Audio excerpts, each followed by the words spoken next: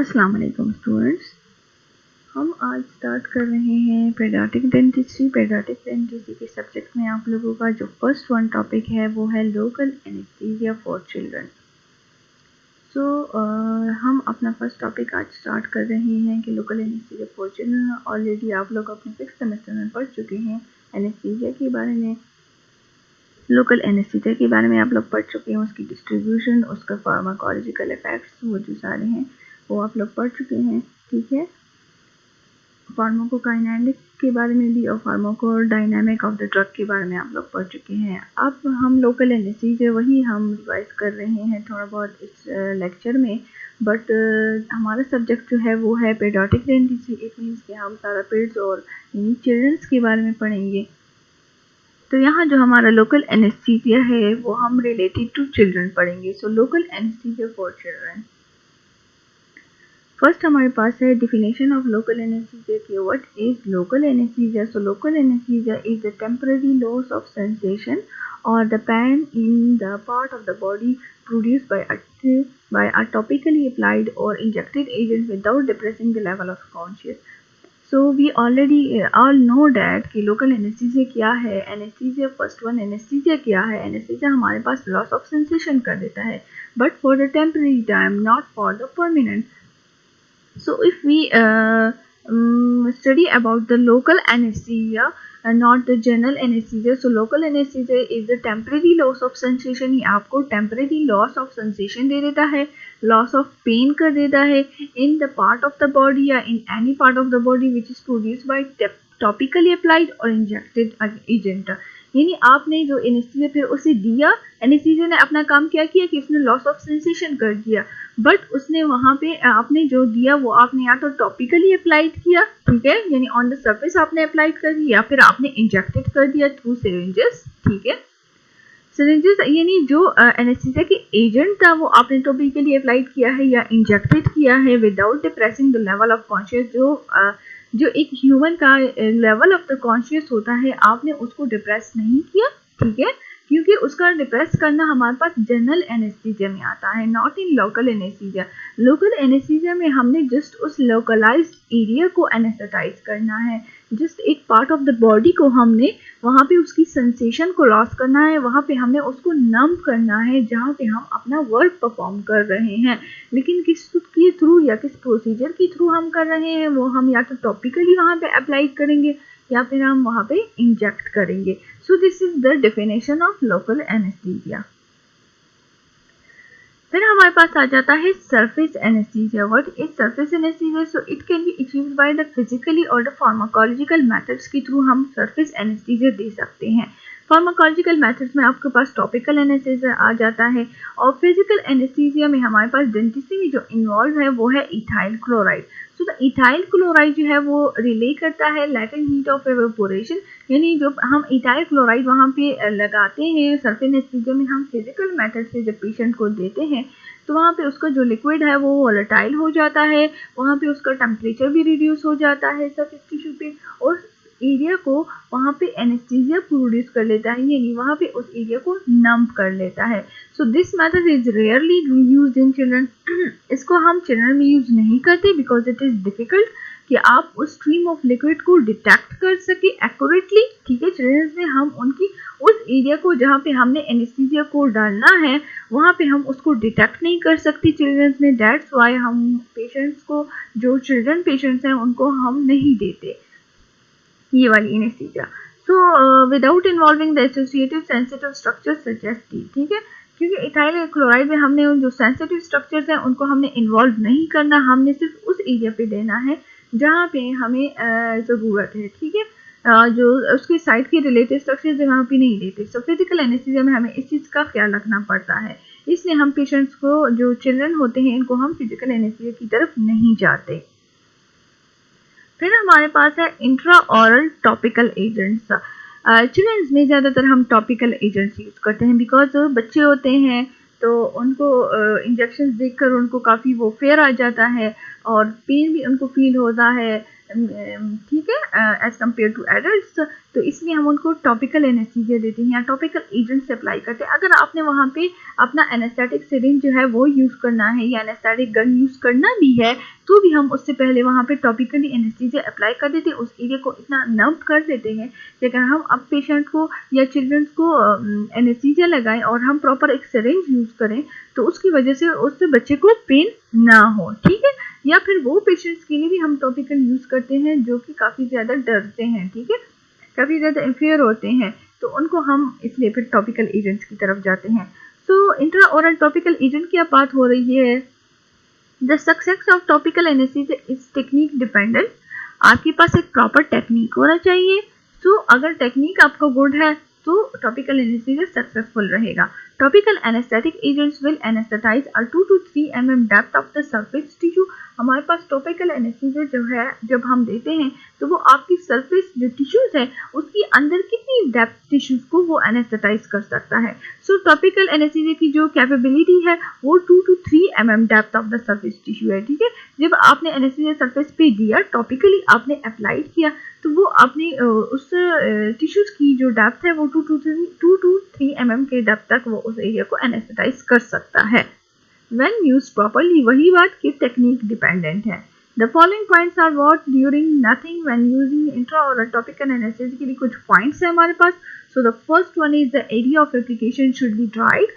आपने उस area application को जहाँ पे आपने टॉपिकल एनेस्थीसिया अप्लाई करना है तो उसको आपने पहले ड्राई रखना है, बिल्कुल ड्राई करेंगे। The anaesthetic should be applied over a limited area. जिस लिमिटेड एरिया पे हमने अपना एनेस्थेटिक सोल्यूशन को अप्लाई करना है and it should be applied for sufficient time, और उसका एक प्रॉपर टाइम है। उस सफिशिएंट टाइम की उस टाइम की तक आपने अपना एनेस्थीसिया जो है वो वहाँ पे अप्लाई करते रहना है, ठीक है। सो एरिया ड्राई होना चाहिए, लिमिटेड एरिया होना चाहिए, पूरी एरिया को आपने एनेस्थेटाइज नहीं करना, जस्ट एक प्रॉपर जहाँ पे आप अपना वर्क परफॉर्म कर रहे हैं वहाँ पे करेंगे और प्रॉपर टाइम के लिए हमने अपने उस एनेस्थीसिया को टॉपिकली देना है।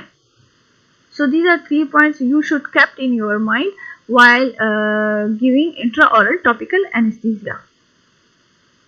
In the United Kingdom, the agents most commonly employed are the lidocaine, lignocaine and benzocaine.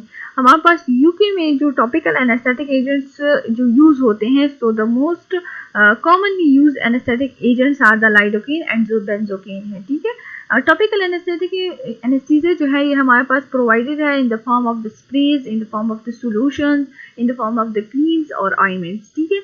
और पिक्चर में आप देख सकते हैं यहाँ पे टॉपिकल एनेस्थीसिया लगा रहा है, किस तरह लगा रहा है, use of a cotton bud to apply a topical anaesthesia over a limited area, ठीक है। एक लिमिटेड एरिया पे वो अब उस कॉटन बड के थ्रू जो है वो एनेस्थीसिया वहाँ पे दे रहा है, सिर्फ एक लिमिटेड एरिया पे। सो इस एरिया को पहले आपने ड्राई रखना है, फिर यहाँ पे आपने एनेस्थीसिया देना है। लिमिटेड एरिया देखिए जस्ट इस पार्ट पे वो दे रहे हैं और साइड एरियाज पे उसकी जो सराउंडिंग एरियाज है वहाँ पे आपने उसको स्प्रेड नहीं करना, जस्ट एक लिमिटेड पार्ट पे देना है और साथ में आपने सफिशिएंट टाइम के लिए भी देना है।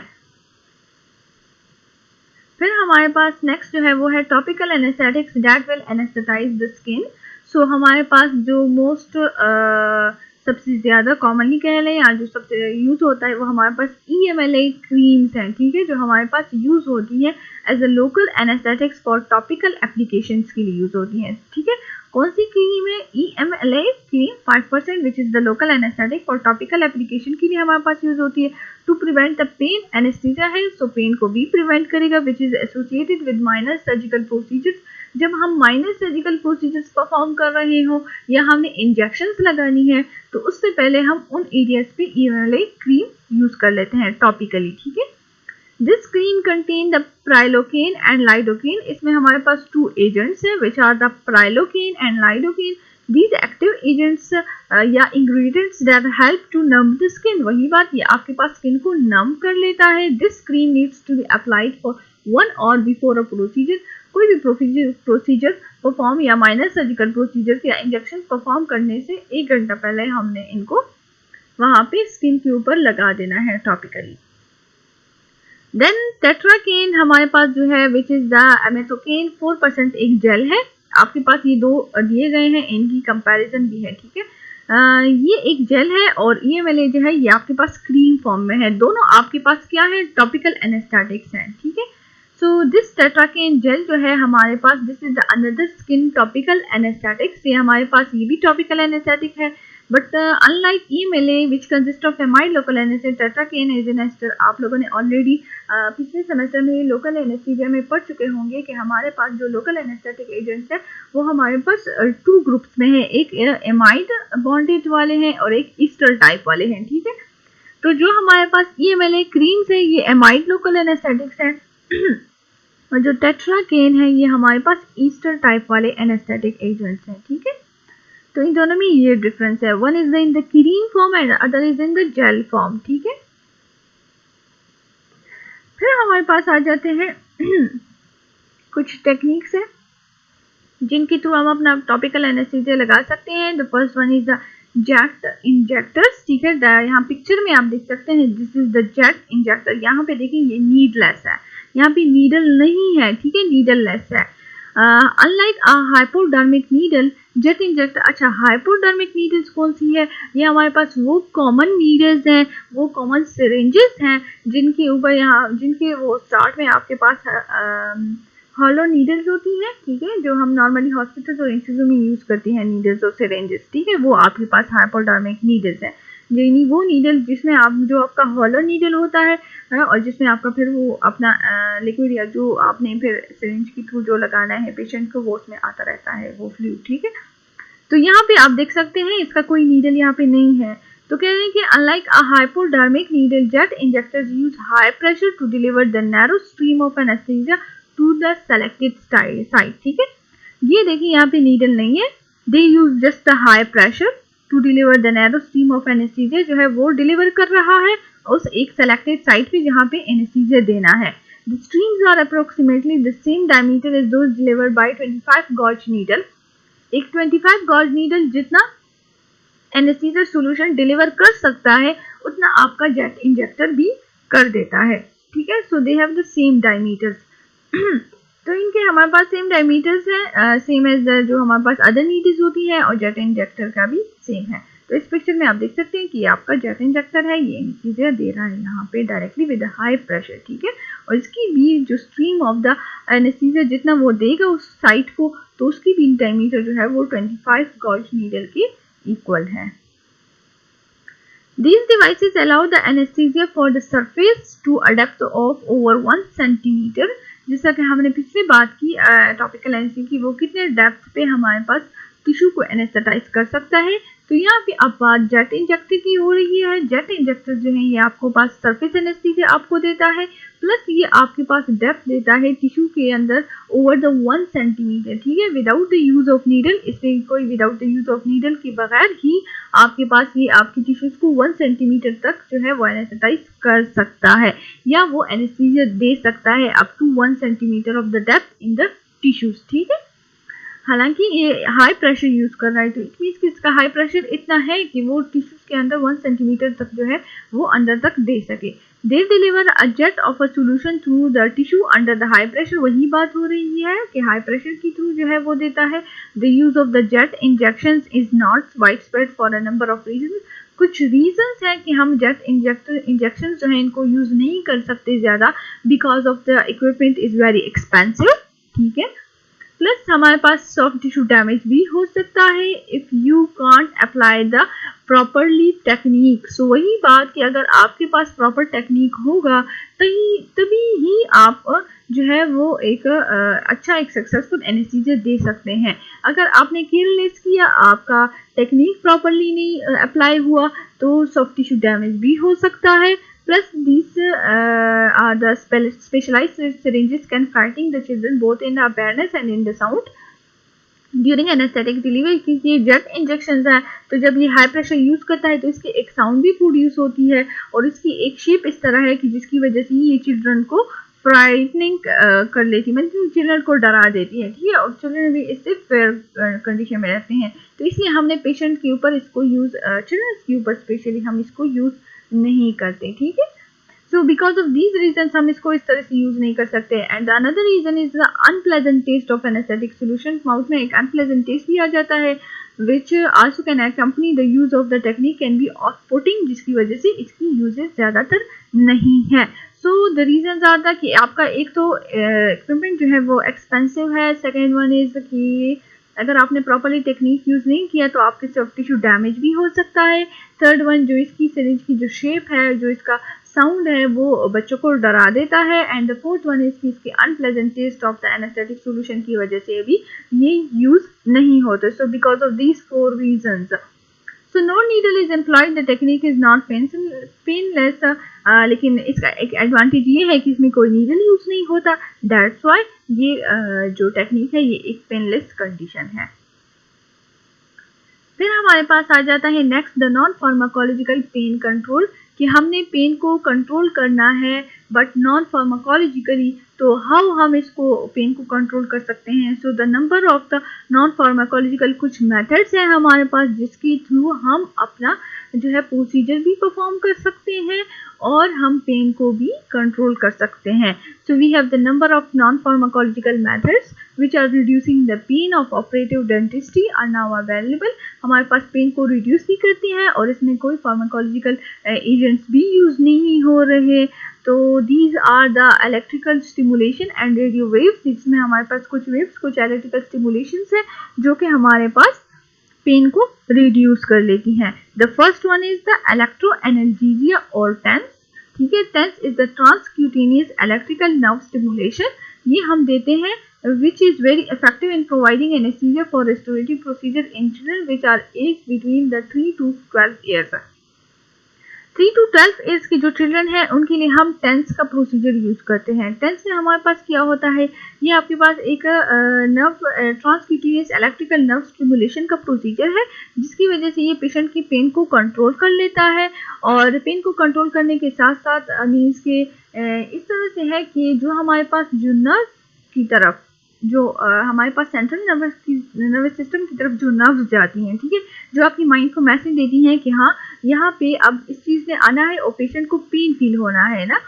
तो जो पेन के फिर वो स्टिमुलस आती हैं या जो पेन उनका वो स्टार्ट होता है तो वो उस चीज़ को ब्लॉक कर लेता है. ठीक है, जब ब्लॉक कर लेता है तो फिर ब्रेन से या सेंट्रल नर्वस सिस्टम से दोबारा से वो मैसेज नहीं आता कि यहाँ पे पेन होना है. तो टेंस का काम यही है. ठीक है, दूसरा काम ये भी करता है कि जो हमारे पास सेंट्रल नर्वस सिस्टम में या हमारे पास ब्रेन में या हमारे बॉडी में कुछ इस तरह की चीज़ें रिलीज होती हैं, जैसे कि हमारे पास एंडोर्फिन्स हैं जो कि खुद ही आपकी बॉडी में पेन को रिड्यूस कर लेती हैं. इनके बारे में अभी भी आप लोगों ने सुना होगा. So the technique is also being used to provide pain control. ये जो टेंस का टेक्निक है ये पेन कंट्रोल कर लेता है during extraction of primary teeth. जब हम चिल्ड्रन के टीथ जो है वो एक्सट्रैक्शन करते हैं तो उस टाइम पे भी हम टेंस को यूज कर सकते हैं. एज आपने याद रखनी है कि 3 to 12 ईयर्स की जो चिल्ड्रन हैं उनके लिए हम यूज करते हैं. It can be also use as a deep topical agent.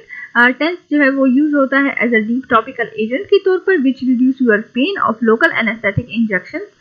यानी अगर आप ये यूज कर लेंगे टेंस और फिर आपने दोबारा इसके बाद एनेस्थेटिक इंजेक्शन लगाना है तो उस एरिया पे पेशेंट को फिर पेन नहीं होगा. So the children over 10 years can sufficiently understand the method to be able to control the level of the stimulus themselves. The basis of TENS blocking transmission of acute pain. अब यहाँ पे आपका procedure है कि how the TENS procedure work.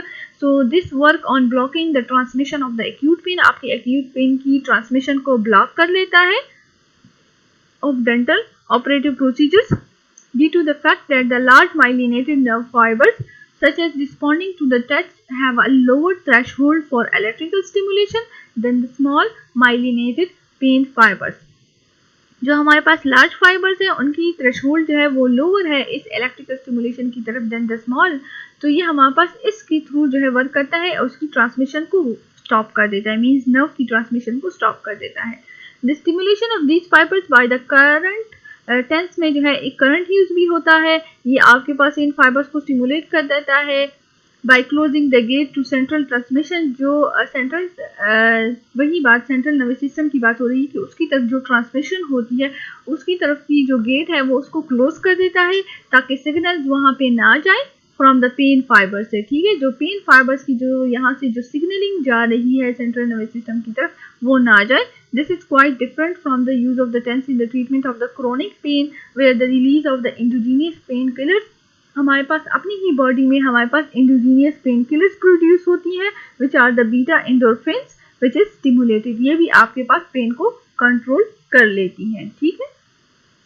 So these are the non pharmacological methods जिसके through आपके पास pain control हो जाता है without using of any drug. Non pharmacological methods of pain control after offer two advantages हमें देता है। फर्स्ट ये देता है कि इसमें आपका कोई ड्रग यूज नहीं हो रहा, तो इट मीन्स कि ये कोई सिस्टमिक टॉक्सिसिटी भी अकर नहीं करेगा। एंड द सेकंड वन कि सॉफ्ट टिश्यूज जो एनेस्थीसिया है वो भी हो जाता है and it resolves at the end of the procedure. जब प्रोसीजर आपका एंड होता है तो ये एनेस्थीसिया भी वहां तक बस काम कर लेता है एंड देन स्टॉप, ठीक है। दोबारा से फिर आपके पास वही पेन फाइबर्स और जो नर्व्स है वो सारी फिर से एक्टिव हो जाती हैं, बस फॉर द टाइम बीइंग जो है वो थोड़ी इनएक्टिव फॉर्म में रहती हैं ताकि पेशेंट को पेन फील ना हो। यानी पेन फाइबर से जो पेन के स्टिमुलस जाएंगे टू सेंट्रल नर्वस सिस्टम वो ब्लॉक होंगी। फिर हमारे पास आ जाते हैं local anaesthetic solutions. So we have the number of local anesthetic solutions which are available and that can provide anesthesia which lasting from 10 minutes to over 6 hours। यानी range जो है हमारे पास जो एवरेज टाइम है वो हमारे पास 10 मिनट से लेकर अप टू 6 आवर्स तक जो है हमारा लोकल एनेस्थेटिक जो सॉल्यूशंस है वो अपना वर्क परफॉर्म कर लेते हैं and it last up to this time, ठीक है। तो इट मीन्स कि हमारे पास लोकल एनेस्थेटिक जो सॉल्यूशंस हैं वी हैव डिफरेंट एजेंट्स।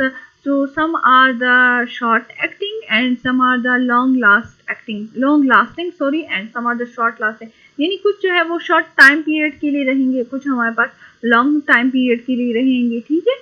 तो उसके बेसिस है बट द एवरेज यहाँ पे डाला गया है सो 10 मिनट से ओवर टू 6 आवर्स तक है। द गोल्डन है जो हमारे पास ज़्यादातर जो सोल्यूशन या जो एजेंट हमारे पास यूज होता है that is the lidocaine with the epinephrine के साथ जो है हमारे पास यूज होता है, ठीक है। जो हमारा मेन लोकल एनेस्थेटिक सॉल्यूशन जो हम यूज करते हैं उसमें हमारे पास लाइडोकेन है which is lignocaine with the epinephrine means adrenaline, हमारे पास उसमें एपिनेफ्रीन भी प्रेजेंट है, ठीक है। सो आज के लिए इतना इनफ है। कोई क्वेश्चन हो तो आप लोग पूछ सकते हैं।